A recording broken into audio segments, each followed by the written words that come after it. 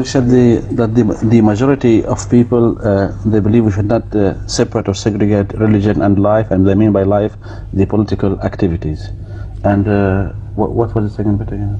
And we say that we should not interfere with the politics as such, like the way they believe. No, this is not exactly what we say.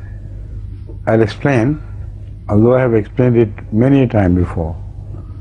The fact is that if they follow Islam correctly, they can mix freely with every activity of life without violating the injunction of the Quran or without violating the rules and regulations which prevail in a country. So that mixing is what is intended. For instance, they indulge in disruptions, in terrorism, in lies, in forging lies against others, despite calling themselves Muslims, and they think Islam has given them right to do this to the non-Muslim societies, or even to the Muslim society if they consider that society to be non-Muslim.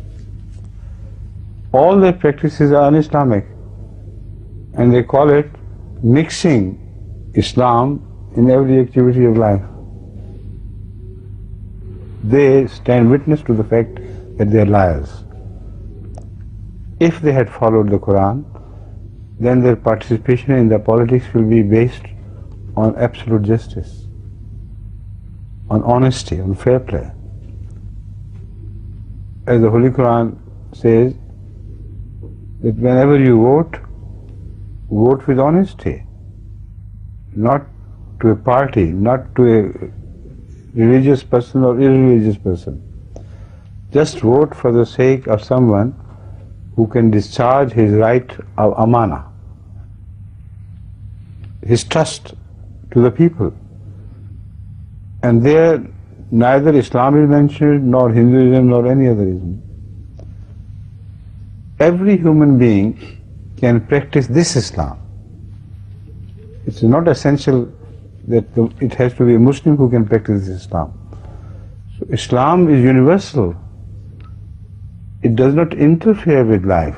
It improves the quality of life in every sphere of human activity. So if you build this theme further, you'll be amazed to find that when Islam says it is universal, it covers everything, it does not mean that it covers filthy politics. It only presents politics as purified, simple and plain and truthful. But if you follow this injunction, there will be no politics left. Politics is now understood to mean play fraud either on your own people or on some other people.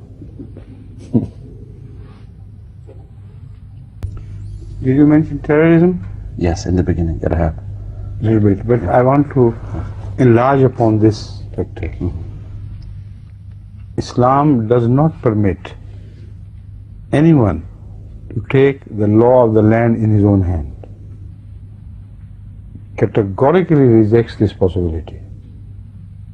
So much so that hijrah is essential for whatever revenge you want to take against the people among whom you live a suppressed, oppressed life.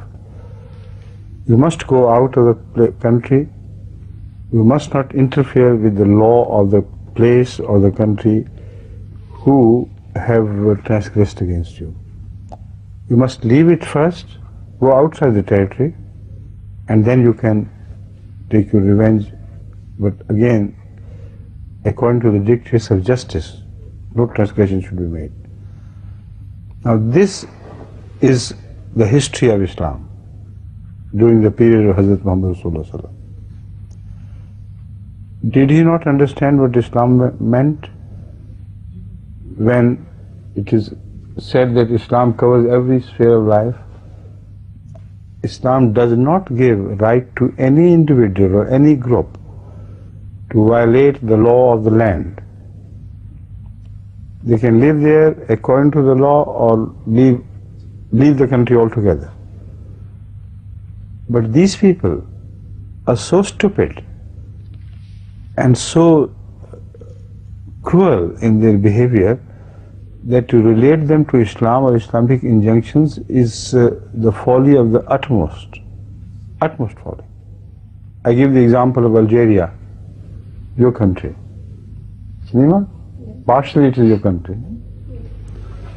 Now, in Algeria, these so-called Muslims are so fanatic that they have taken the license to kill from some Islam, we don't know which, kill their own people, kill in the name of Islam not only adults but Muslim men, women and children without any fault of theirs. They slaughter them and throw them in mass graves, which are discovered now. Even a suckling baby is murdered. And this they call Islam. Amazing. Is this the meaning of Islam? Not interfering, but relating to or permitting activities in all spheres of human activities? So this has happened to these people. Something has gone to their head which is satanic, not Islamic. And their behavior tells us that this has never been the behavior of Rasulullah or his followers. Their behavior and his followers' behaviors are antipodes apart, poles apart. Right?